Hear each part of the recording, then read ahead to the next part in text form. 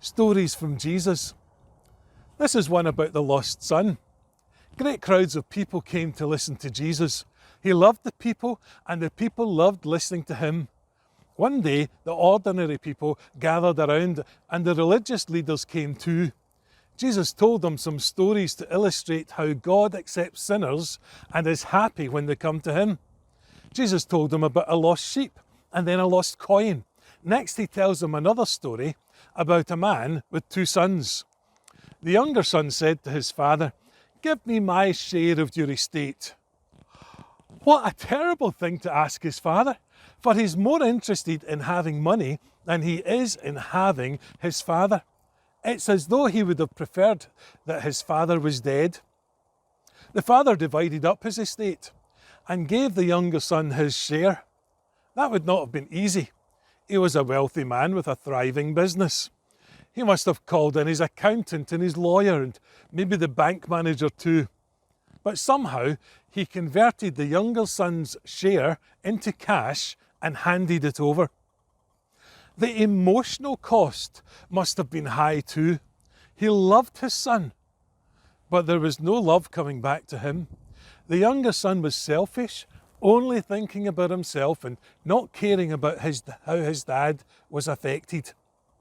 And this is how people are towards God. God loves us, but people would love themselves rather than loving God. Soon, the younger son gathered together everything he had, and he left home. He took everything. He had no thought of coming back. When my son left home as part of his university course, he went to Essex for a year. I knew he would be back. He said he would, but he also left his Lego.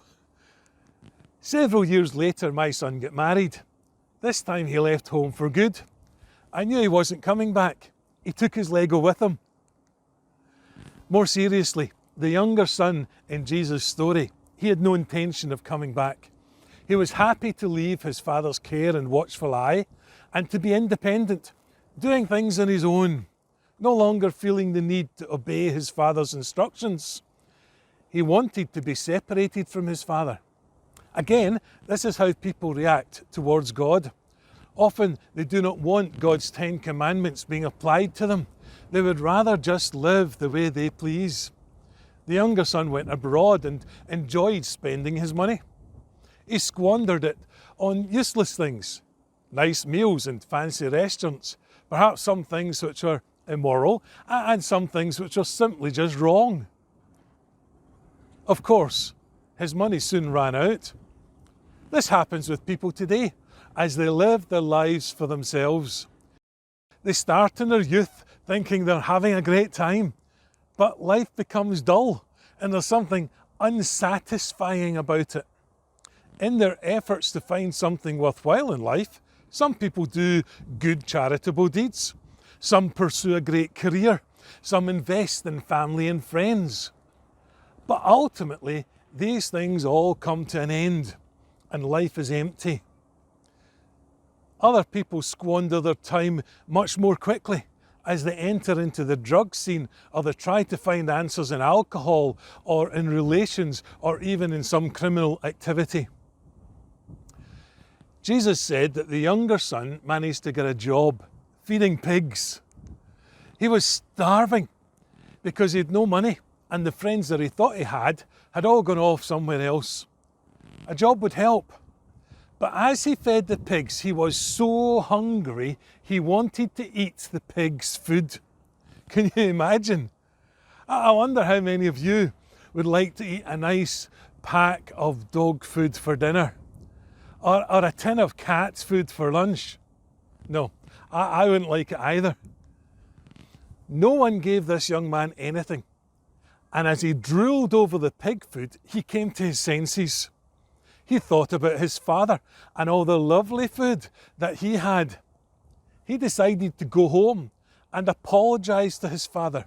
He made up a wee speech to say to his dad, "Father, I have sinned against heaven and against you. I'm not fit to be in your family. Would you give me a job?" We need to do the same. We need to apologise to God, to tell him we're sorry and that we're not fit to be in his heaven. He made the long journey back home. I'm sure he wished he'd never gone so far away. And I've met people who really wished they'd never gone so far away from God. It can be a long, hard journey back. Meanwhile, back at home, the father was looking out for his son, and he saw him while the son was still away in the distance. The father ran towards his son, and when he reached him, he threw his arms around him, he hugged him and kissed him. He was delighted to welcome his son home.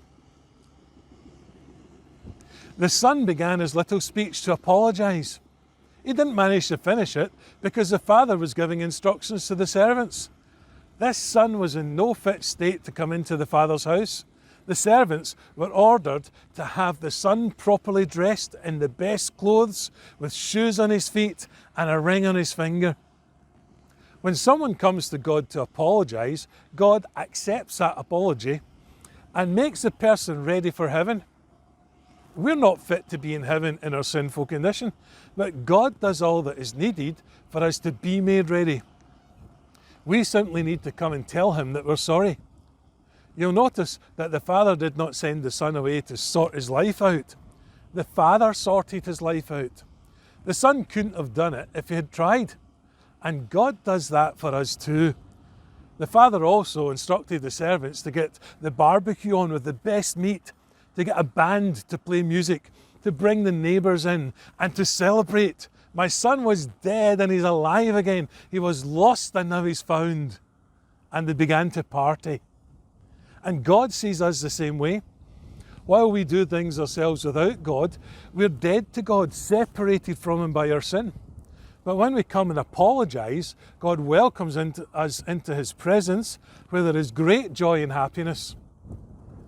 You should go to God today and put matters right between you and God will make you heaven ready. Did you remember that there were two sons? The older son was working in the fields, and he hears the music and he sees the dancing as he arrives home, and he called a servant to tell him what's happening. The servant explained, and the older son refused to enter the house. He's furious that his little brother should have been forgiven and welcomed back. The father comes out and pleads with him to come in, but he would not enter the house. Jesus put this sting in the tail of his story to show the religious leaders that they were like the older brother, unforgiving, lacking in compassion, wanting to be the centre of attention, and very unhappy when someone else is the centre of attention. Actually, they were displaying the same characteristics and attitudes as the younger son.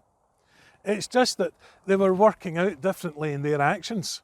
But deep inside, they're just as guilty of seeking independence as the younger son was.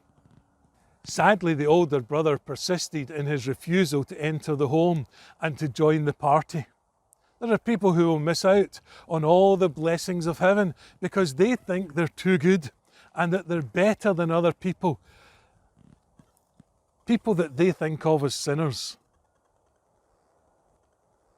Now, it's fine for people to go to church, and you can go to church all your life, but you still need to come to God, and you need to accept the others that God has accepted too. If you want to read the story I've just told you in the Bible, you'll find it in the New Testament. It's in the book of Luke and in chapter 15. For more information about becoming a follower of Jesus, have a look at our website, oamission.com. Thank you for watching.